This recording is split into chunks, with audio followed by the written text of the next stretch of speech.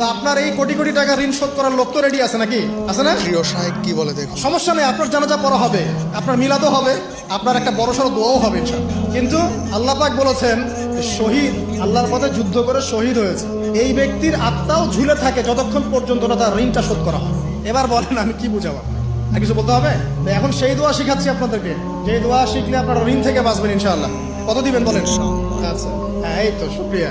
দোয়া করবেন যেন আল্লাহ পাকের দিনটাকে আল্লাহর জমিনে প্রতিষ্ঠা করতে পারে।